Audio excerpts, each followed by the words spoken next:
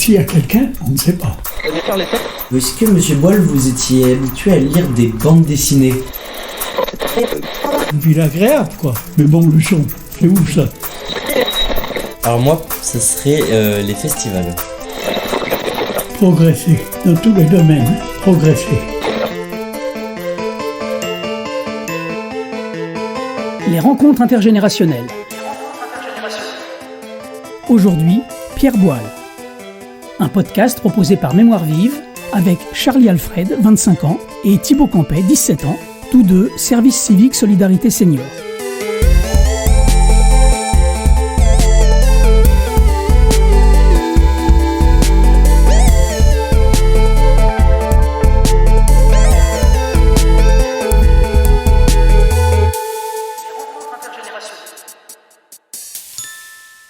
Chapitre 3. Ah non, pas Montluçon. Au retour de ses missions à l'étranger, la hiérarchie militaire vous réserve en matière de nouvelle affectation une sacrée surprise. Racontez-nous ça.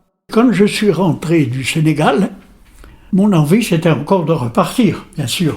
J'avais vu 2 expériences, Cameroun, Sénégal, Mauritanie, je voulais encore aller ailleurs. Et ils m'ont dit non, monsieur Boile, vous êtes parti déjà 3 fois, ça suffit.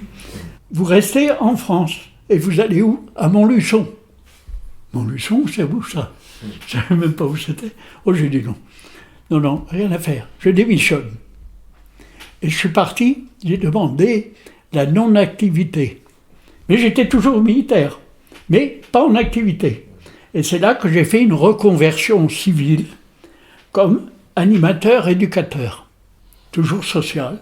Cette reconversion, elle a été une grosse aventure de ma vie, au même titre que l'armée. Alors pour résumer, la grande carrière de comptable que vous auriez pu avoir à Montluçon ne s'est jamais faite. Alors, d'ailleurs, quand on m'a dit Montluçon, je ne savais même pas où c'était. Alors, s'il m'avait affecté par exemple à Paris ou à Nice ou à Montpellier, une ville agréable, quoi. Mais Montluçon, c'est où ça? Je venais de fréquenter Dakar, Yaoundé et tout ça. Quand on a connu le désert mauritanien, je dis ça c'est l'enterrement de première classe. Dès que j'ai eu mon brevet d'animateur-éducateur, je suis tout de suite passé directeur d'un foyer de jeunes travailleurs. Parce que j'avais une expérience de comptable, de par mes études de comptable, et puis en tant qu'officier, j'avais déjà une certaine formation intellectuelle. Et vous étiez rompu à l'encadrement. Voilà, j'ai dirigé un foyer de jeunes travailleurs à Paris. Il y avait 150 garçons et 150 filles. On n'avait que des ados, on n'avait pas de pré-ados, on avait des ados jusqu'à 21 ans. À partir de 21 ans, ils devaient quitter le foyer. Parce que c'était l'âge de la majorité à l'époque. C'était l'âge de la majorité, donc on ne les hébergeait plus. Où on abritait surtout des jeunes en difficulté avec leurs parents, ou des jeunes qui, mentalement, étaient un peu déficients. On était responsable de tous ces jeunes garçons et filles. Donc leur foyer, c'était le foyer de jeunes travailleurs. Ce domaine social qui vous plaît et dans lequel vous excellez va devoir s'interrompre pour une raison statutaire propre à l'armée, c'est ça? La période de non-activité, ça ne dure que 7 ans. Donc au bout de 7 ans, le commandement de l'armée m'a écrit en me disant « Monsieur Boile, vous êtes resté 7 ans tranquille, maintenant il faut revenir ». Et je suis donc reparti à l'armée. Je suis allé en Allemagne pour diriger la Maison de France à Baden-Baden, où j'avais déjà servi comme militaire. C'était pour moi une bonne expérience et un contact avec la population allemande, facilité par le fait que je parle allemand. À la Maison de France, on recevait beaucoup d'Allemands. La clientèle, c'était uniquement des Allemands. Et c'est là que j'ai rencontré le général von Choltitz, qui gouvernait Paris et qui n'a pas brûlé Paris.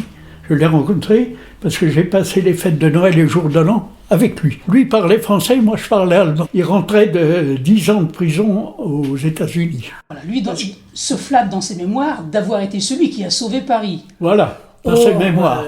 Or, il n'a pas sauvé Paris, c'est parce qu'il n'avait pas les moyens de détruire Paris. Parce que Hitler lui avait donné l'ordre de détruire Paris. Après cette parenthèse allemande finalement agréable, vous revenez à vos premières amours, le social. L'île de Porquerolles, où j'ai ouvert un centre de vacances pour les jeunes, pour les colonies de vacances, et ensuite Saint-Georges-de-Didonne, les villages de vacances des armées. Presque tous ceux qui étaient en foyer, c'était des jeunes en difficulté avec leur famille, soit qu'ils étaient séparés de leurs parents, soit ils n'avaient plus de père ou de mère, ou alors volontairement les parents s'en étaient séparés parce qu'ils étaient trop durs. Alors on les mettait en foyer. C'était un rôle d'éducateur, d'animateur, éducateur, où j'ai terminé ma carrière. Après tous ces voyages, vous avez réussi à vous marier? Par le hasard. Par le hasard? Le hasard de mes rencontres. Je peux vous raconter? Ah bah allez-y. Oui, bon. J'ai fait la formation d'animateur-éducateur et je suis parti en stage à Nice, dans un foyer de jeunes travailleurs. Un jour, le directeur me dit « Je viens d'avoir un coup de fil de Paris.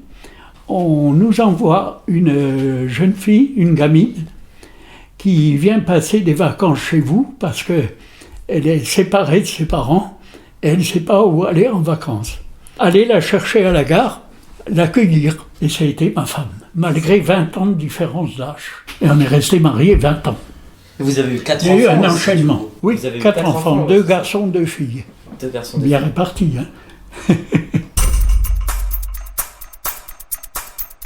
Retrouvez la suite dans le chapitre 4, Un honnête homme d'aujourd'hui. C'était Rencontre intergénérationnelle, organisée par Mémoire Vive, avec Pierre Boile, 90 ans, retraité à Royan, Charente-Maritime, Charlie Alfred, 25 ans, et Thibaut Campet, 17 ans, tous deux service civique Solidarité Senior.